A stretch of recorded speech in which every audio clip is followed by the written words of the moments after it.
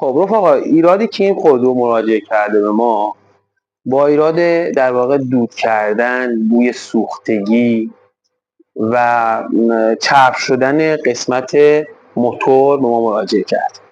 بیا اینجا من نشونتون بدم. ببینید در خودروهایی که موتور تیو 5 روی اونها هستش، شایع ترین ایرادی که نشی داره همین واشرهای درب سوپاپ. ببینید من انگشتم از اینجا که میزنم، حالا بازش میکنم از نزدیک میبینید. ببینید به مقدار بسیار زیادی دچار نشتی روغن هستش. میخوام توی این ویدیو با هم دیگه واشر درب سوپاپ خودرو که دارای موتور تیو 5 هستش رو تعویض کنیم. این ویدیو رو پس تا انتها مشاهده. اول که هواکش رو باز میکنیم، سوکت کویل هم در میاریم. حالا نزدیک هستیم. 6 تا پیچه که با تی 20 بازش بکنیم. البته بعضی مواقع ممکنه تارسو هم بخوره، ولی به صورت فابریک تی 20.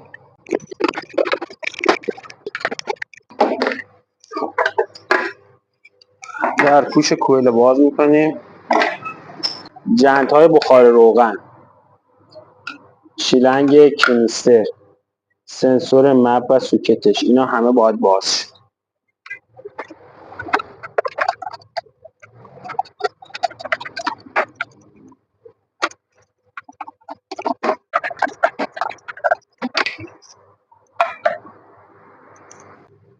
در مرحله بعد کویل در میاریم که با پیچ‌کشی تی 20 4 تا پیچ داره باز شد.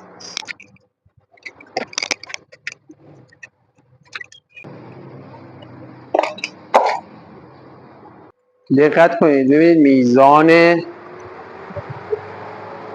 روغن ریزه. ببینید اگه کویل در آوردید دو تا بود مثلا روش مون یا هرچی، اشکال نداره، بعد با در بیارید. درون محفظه شمع‌ها هم اگه دقت کنید به شدت روغن ریخته شده. ببینید این نایه‌ها همه روغنه که به خاطر واشه درس. شمع‌ها رو نیاز نیست در بیارید، ولی تو این مورد چون بسیار روغن ریزی شدید بوده و درون شمع‌ها هم محفظه شمع‌ها روغن وارشه، حتما باید درش بیارید. اما قبلش باید بگیرید که این روغن بیاد بیرون و روی پیستون‌ها نشینه. بعد هم درب سوپاپ ها رو هر کدوم 8 تا پیچ داره. این اینجا و این هم همین. باز میکنیم، درب سوپاپ رو باز میکنیم که واشرش رو تعویض کنیم.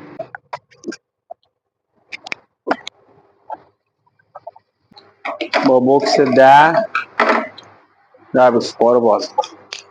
دقت کنید برای باز کردن حتما موتور سرد باشه، چون ممکنه در سوپاپ تاب برداره. به علاوه ترتیب باز کردن از یک سمته، اما ترتیب بستن از وسط به اطراف.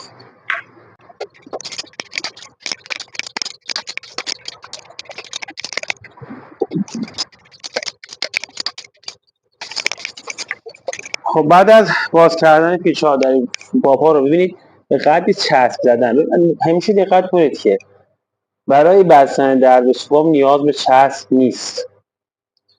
حالا در مواقعی هست که خوردگی داشته باشه و ضروریه چسب زدن، ولی ببینید همین الان اینقدر چسب زده، دلیل اصلی شاید روغن‌ریزیمون همین چسب بیش از حدی که زده شده است. اگر مثل این حالت خیلی چسب زده باشه، باید به آرومی این چسب زیرش رو با یه تیغ تا مقداری مخدوش کنید و بعد رئیس سوپاپ رو آزاد کنید.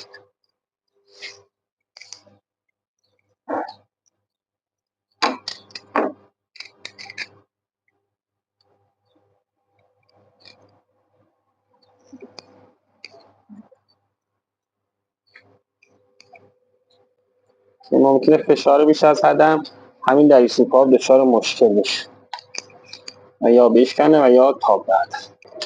یک طرفش رو که باز کنید دیگه راحتی میتونید اونا رو باز بلند کنید.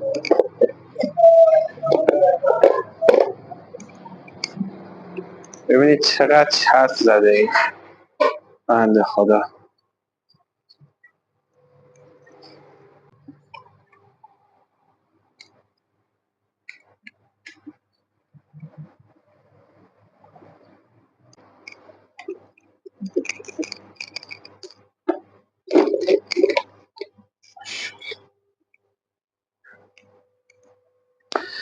خب در مرحله بعد قبل از بستن دوباره دری سوپاپ ها و تعویض واشر باید به صورت کامل نشیمنگاه درب سوپاپ رو تمیز کنیم. با یه سرنگ اولا این مجاری روغن رو خالی کنید که موقع تمیز کردن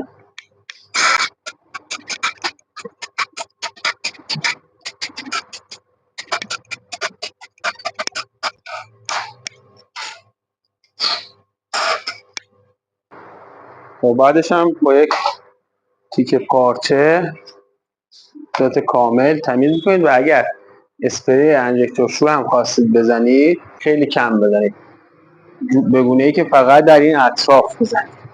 اول تمیزش کنم بعد با اسپری میکنم.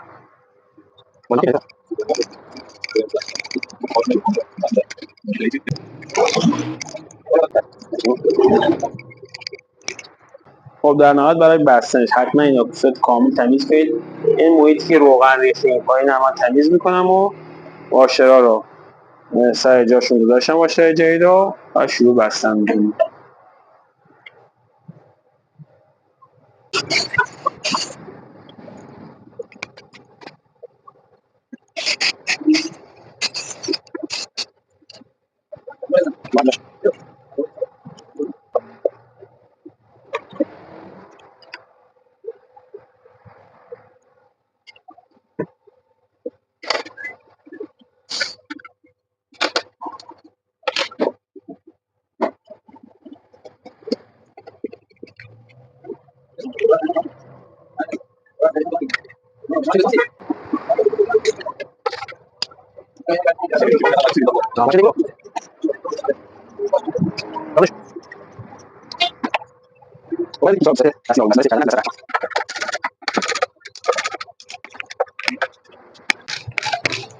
دقت کنید بیش از حد سرف نکنید چون این قسمت لاکی ممکنه بشکنه. در سوپاپ ایبری هم به همین شکل میبندید از وسط به اطراف، در نهایت کویل رو هم میبندید و در سوپاپ و جنت بخار روغن سنسور اینا هم به ترتیب میبندید. لازمه که یه سری اطلاعات هم راجع به درب سوپاپ تیر 5 بدم بهتون. ببینید وظایف درب سوپاپ تیر 5 یکی جلوگیری از پاشش و نشت روغن موتور هستش، دو نگهداری بخارات روغن و هدایت اونها به سیستم تهویه کارتر هستش، سه محافظت از میل سوپاپ ها و قطعات سرسیدن و چهار ایجاد آببندی مناسب برای موتور به کمک همون واشر درب سوپاپ هستش.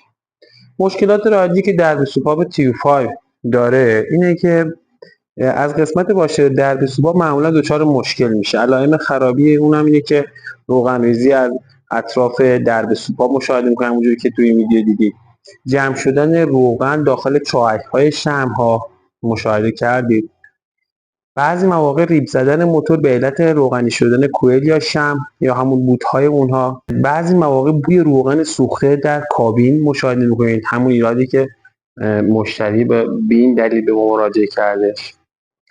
همچنین کثیف شدن قسمت بالای موتور و کم شدن تدریجی سطح روغن موتور رو مشاهده میکنید.